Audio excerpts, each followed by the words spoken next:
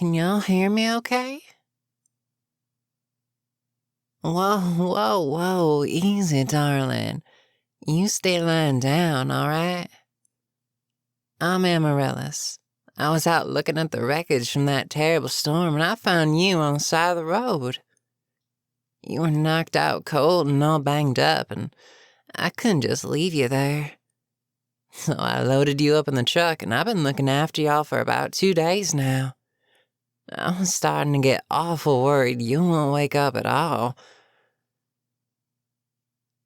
Oh, that's awful. It must have been a terrible fight to get you to stay out of the house in a storm like that. I know family can be kinda, well, rough. I've got a daughter of my own, you know. But she left home and cut contact with me soon as she turned 18. I'm sure they are still worried about you, though. And you don't need to thank me for nothing, hun. I only did what was right. Not to mention, seeing a youngin' like you in danger turns on mama bear mode for me. Now, you stop right there, hun. First, don't go call me ma'am. I don't like feeling how old I am. And second, you get that thought out of your pretty little head. You ain't a burden, and I'm more than happy to look after you. I won't hear any objections. Are you okay?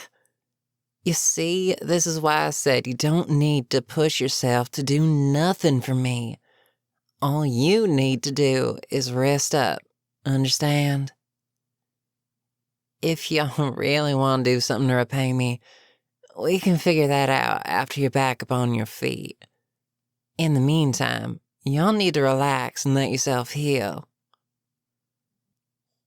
That makes sense. I mean, you were out in one of the worst storms I've seen in a long time.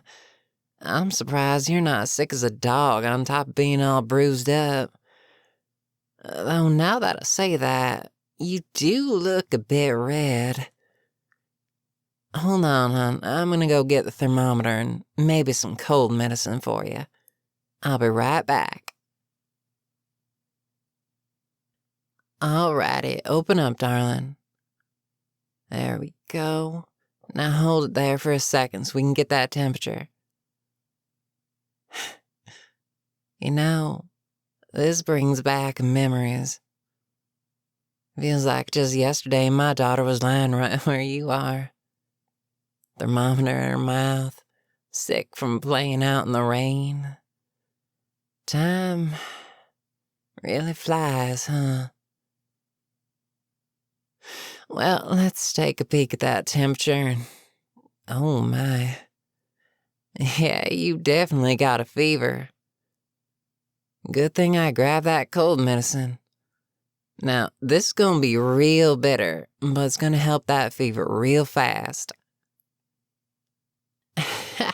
I told you, I like to have strong stuff around. I ain't playing around when it comes to getting sick, after all. Oh, y'all definitely have all kinds of nastiness in your lungs. It's gonna be all right, darling. Just let your body cough it out. There we go. I'm right here, hon. It's gonna be all right. There you go. Get it all out of there. You don't need none of that inside you. Oh, gosh, I'm sorry to hear that. Y'all weren't joking when you said there were some problems between you and your family, huh? I couldn't imagine not taking care of someone in need, much less my own children. Now, I don't care much for gossiping and bad-mouthing, but that mama of yours needs to step up and take better care of y'all. Oh, you got some brothers and sisters, huh? Do they at least help you out? I've got a sister myself, and we were always taking care of each other since Mama was always at work. Judging by how you said that, though, I'm gonna guess you ain't on the best of terms with them neither. That's awful. Even if I had more kids, I could never play favorites like that. I certainly wouldn't be thinking of one of them as less than the rest. Can't say I blame your siblings too much, though. They're probably just following the example of your parents. Still, though, they should learn not to pick up on those terrible habits. I'm so sorry you're going through all this, hon. I think I'm starting to get the picture of why y'all stayed out in the storm. Summer rain's probably warmer for you than that family of yours. Well, that's their loss then. Not paying any attention to you just tells me your family don't know what they got. I should probably get you squared away and comfy.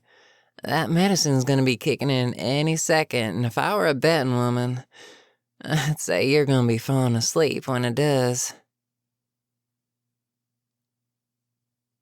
Don't you worry about that, hon.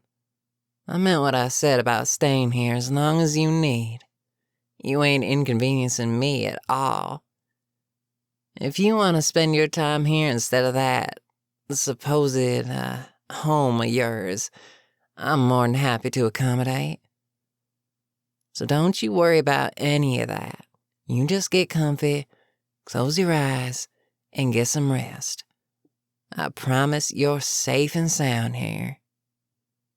I'm gonna go make some soup for y'all when you wake up, so you get some rest. Sleep tight, dear.